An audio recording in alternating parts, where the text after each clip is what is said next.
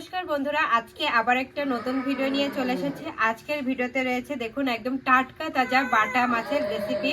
এই যে দেখুন বন্ধুরা, একদম টাটকা তাজা বাটা মাছ, কত ফ্রেশ দেখুন। আজকে এই বাটা মাছ দিয়ে দারুণ একটা রেসিপি করে দেখাবো। বেগুনের রেসিপি হবে এটা, কিন্তু বাটা মাছ দিয়ে খুবই টেস্টি লাগে খেতে, আর দেখতেও কিন্তু খুবই ভালো লাগে। আর সঙ্গে রয়েছে ফুলকপির তরকারি। আজকের ভিডিওটা কিন্তু খুবই ভালো হবে, শেষ পর্যন্ত দেখবেন। চলুন তাহলে বেশি কথা না বলে বাটা মাছটা কেটে ধুয়ে পরিষ্কার করে নিন। এই বাটা মাছটা মনে হচ্ছে ডিম হয়েছে। এখান থেকে আমি 3টে বাটা মাছ হচ্ছে গোটা রাখবো, আর 2টো বাটা মাছ কেটে পিস করব।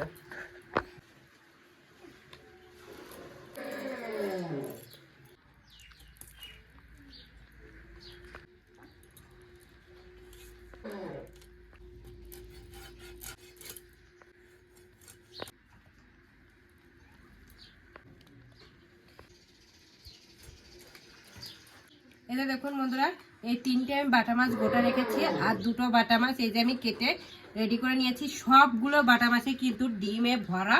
তো এখন এটা আমি মাছগুলো ভালো করে ধুয়ে পরিষ্কার করে নিয়ে আসবো।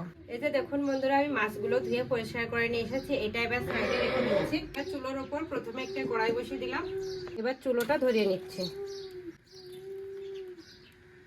বন্ধুরা, চুলোটা ভালোভাবে ধরে গেছে, কড়াইটাও গরম হয়ে গেছে। এবার কড়াইয়ের ভেতর বেশ খানিকটা পরিমাণ তেল দিয়ে দেবো।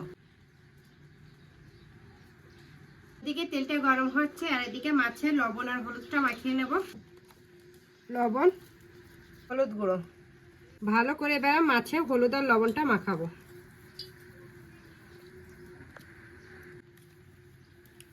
বন্ধুরা, তেলটা গরম হয়ে গেছে, এবার মাছের পিসগুলো এক এক করে ভেজে নেব।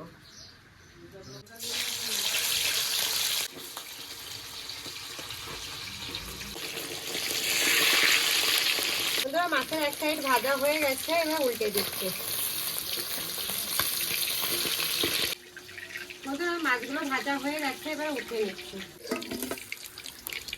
বন্ধুরা, ওদিকে মাছগুলো আমি ভেজে নিচ্ছি, আর মাছটা ভাজতে ভাজতে একটা মশলা বানিয়ে নেব। তার জন্য একটা মিক্সির জার নিয়ে নিচ্ছি। মিক্সির জারে দেখুন কয়েক টুকরো আদা নিয়ে নিচ্ছি। সঙ্গে এটা হচ্ছে যে ধনে পাতা যে ডান্ডিটা থাকে না, সেই ডান্ডিটা হচ্ছে, বেশ খানিকটা পরিমাণ সর্ষে। এখানে যে কাশ্মীরি যে লঙ্কা রয়েছে না, এই লঙ্কাটা দিয়ে দিচ্ছি। আপনারা চাইলে যে কোনো লঙ্কা দিতে পারেন। প্রথমে এইভাবেই আমি একটু বেটে নেব, তারপরে অল্প অল্প জল দিয়ে একদম মিহি একটা পেস্ট করে নিয়ে আসবো। বন্ধুরা, বাদ বাকি মাছগুলো ভাজা হয়ে গেছে, এবার উঠিয়ে নিচ্ছি। এবার ওই একই তেলে আলুগুলো ভেজে নিচ্ছি।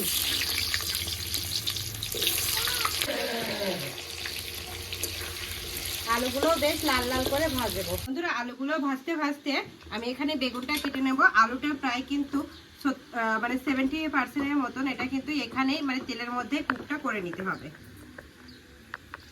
আলুটা ভাজতে থাকুক ওদিকে, আর এদিকে আমি বেগুনটা কেটে নিচ্ছি।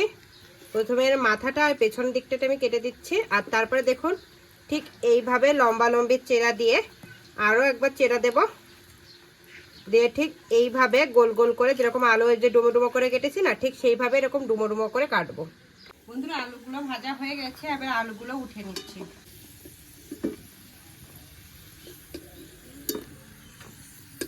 বন্ধুরা, এবার ওই একই তেলে আমি তেলটা কমিয়ে নিয়েছি, কারণ বেগুনটা কিন্তু তেলটা অনেকটাই হচ্ছে শুষে নেয়, সেজন্য। তো এখন ওই বাদবাকি তেলের ভেতর এই বেগুনগুলো হালকা করে ভেজে নেব।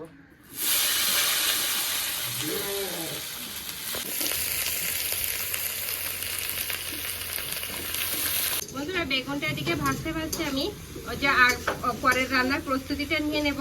এখানে একটা ফুলকপি রয়েছে, ফুলকপিটা কেটে নেব। এখন কিন্তু সচরাচর বাজারে তেমন ফুলকপি পাওয়া যায় না। ফুলকপি পাওয়া গেলেও কিন্তু তেমন একটা ভালো আসে না।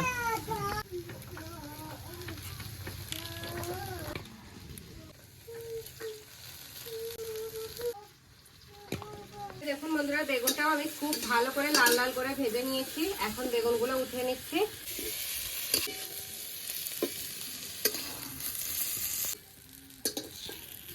বন্ধুরা, বলেছিল না তেলটা সব শুষে নেবে, দেখুন একটু পরিমাণ কড়াইতে কিন্তু তেল নেই। আবারও বেশ খানিকটা পরিমাণ কড়াইয়ের ভেতর তেল দিয়ে দিচ্ছি। তেলটা গরম হয়ে গেছে, তেলের ভেতর কিছুটা পরিমাণ জিরে ফোড়নে দিয়ে দিলাম। সঙ্গে যে আমরা মশলাটা বেটে রেখেছিলাম, সেই বাটা মশলাটা,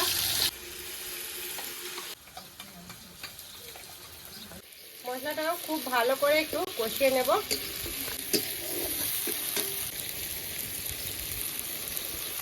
বন্ধুরা মশলাটা কষানো হয়ে গেছে, অল্প একটু এর ভেতর জল দিয়ে দেবো। করে আগে থেকে কেটে রাখা পাতলা পাতলা মিডিয়াম সাইজের দুটো টমেটো, কিছু গুঁড়ো মশলা, স্বাদ মতো লবণ, হলুদ গুঁড়ো, ধনিয়া পাউডার, সঙ্গে কিছুটা পরিমাণ শুকনো লাল লঙ্কার গুঁড়ো। এবারে বেশ ভালো করে মশলাটা কষাতে হবে। দেখুন বন্ধুরা খুব ভালোভাবে মশলাটা কষে নিয়েছি, মশলা থেকে কিন্তু তেলটা ছেড়ে দিয়েছে। এখন পরিমাণ মতো জল দিয়ে দেবো।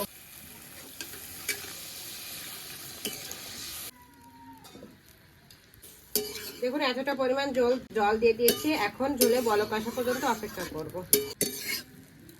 দেখুন বন্ধুরা ঝোলে বলক চলে এসেছে। এখন মাছ, আলু, বেগুন সবকিছুই কিন্তু এই ঝোলের ভেতর দিয়ে দেব।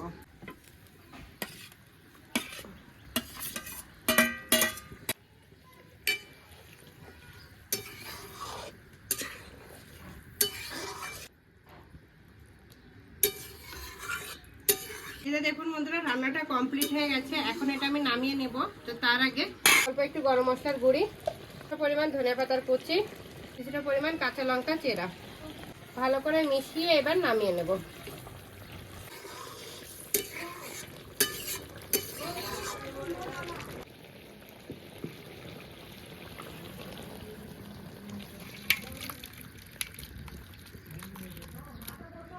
আবার চুলার উপর একটা কড়াই বসিয়ে দিয়েছি। কড়াই ভেতর অল্প একটু তেল দিয়ে দেবো। তেলটা গরম হয়ে গেছে, কিছুটা পরিমাণ জিরে ফোড়নে দিয়ে দিলাম। জিরেটা ভাজা হয়ে গেছে, এক সাইডে উঠে নিচ্ছি। এবার জিরেটা উঠিয়ে নিচ্ছি। ফুলকপি আর আলুটা দিয়ে দেবো, কাঁচা লঙ্কা চেরা, পরিমাণ মতো হলুদ গুঁড়ো, মতো লবণ। বেশ ভালো করে ফুলকপি আর আলুটা ভেজে নেব। দেখুন বন্ধুরা ফুলকপিটা আমি লাল লাল করে ভেজে নিয়েছি। এবার পরিমাণ মতো জল দিয়ে দিচ্ছি। ঢাকা দিয়ে এবার রান্না করে নেব। এই দেখুন বন্ধুরা ফুলকপি আর আলুটা ভালোভাবে সেদ্ধ হয়ে গেছে। এখন এর ভেতর এই মাছগুলো দিয়ে দেব। মাছগুলো দিয়ে ভালো করে 2-3 মিনিটের মতন রান্না করে নেব।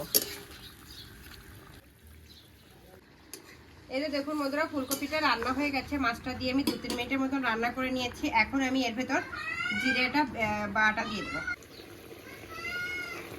ভালো করে মিশিয়ে এবার নামিয়ে নেব।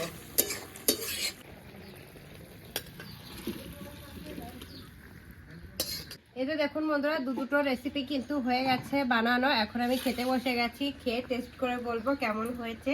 তার আগে আপনারা দেখে নিন রান্না দুটো কত সুন্দর হয়েছে। এই যে দেখুন বন্ধুরা এদিকে রয়েছে মাছের ঝোল, কত সুন্দর লাগছে দেখুন। পাতলা মাছের ঝোল বেগুন দিয়ে, এটা কিন্তু খেতে জাস্ট অসাধারণ লাগে। আর এদিকে দেখুন ফুলকপির তরকারিটাও কিন্তু খুবই ভালো লাগছে দেখতে। তো প্রথমে আমি ফুলকপির তরকারিটা ট্রাই করব।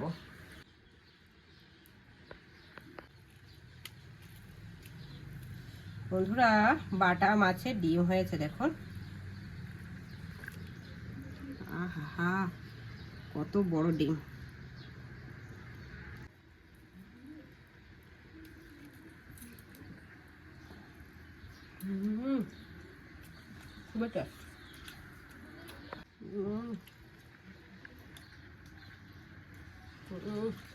বাটা মাছ কাটার সময় প্রত্যেকটা বাটা মাছের পেটে কিন্তু ডিম ছিল।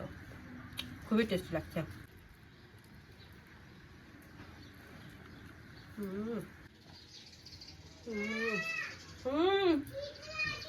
বন্ধুরা এই বর্ষার সময় কিন্তু মানে ছোট মাছটা কিন্তু একটু বেশি পাওয়া যায়, অন্য সময় কিন্তু বড় মাছটা একটু বেশি পাওয়া যায়, আর বর্ষার সময় ছোট মাছটা বেশি পাওয়া যায়। তো আমরা এই বর্ষার সময় কিন্তু ছোট মাছ ছাড়া কিছু বড় মাছ কিন্তু কিনে খাই না, কারণ অন্যান্য সময় কিন্তু বড় মাছটা খাওয়া হয়। আর এখন এই যে ছোট মাছের যে রেসিপিগুলো বানিয়ে থাকি সেগুলো কিন্তু দুর্দান্ত স্বাদের হয়। তো এখন এই বেগুনের পাতলা ঝোলের রেসিপিটা এখন ট্রাই করব।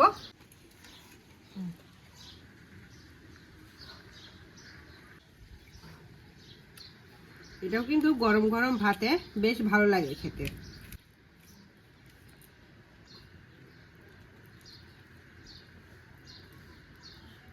আর মাছগুলো একদম টাটকা তাজা ফ্রেশ। খুবই টেস্টি।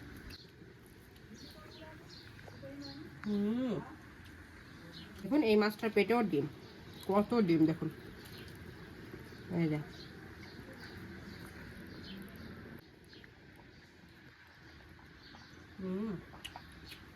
বন্ধুরা আজকে এই যে রেসিপি দুটো জাস্ট ফাটাফাটি হয়েছে। আপনারা কিন্তু বাড়িতে একবার হলো এইভাবে বানিয়ে খাবেন আর আমাকে কমেন্ট করে জানাবেন কেমন হয়েছে। তাহলে আজকে এই পর্যন্তই। আমার এই রেসিপি দুটো যদি আপনাদের ভালো লাগে তাহলে অবশ্যই লাইক কমেন্ট শেয়ার করবেন। আমার চ্যানেলে যদি আপনারা নতুন হয়ে থাকেন তাহলে সাবস্ক্রাইবও করে দেবেন। আর হ্যাঁ, অবশ্যই পাশে থাকা বেল আইকনও প্রেস করবেন, তাহলে এরকম নিত্য নতুন ভিডিও সর্বপ্রথম আপনার কাছে যাবে। আর বাড়িতে একবার হলো এইভাবে এই রেসিপি দুটো ট্রাই করবেন আর কমেন্ট করে জানাবেন কেমন হয়েছে। তাহলে আজকে এই পর্যন্তই, নমস্কার।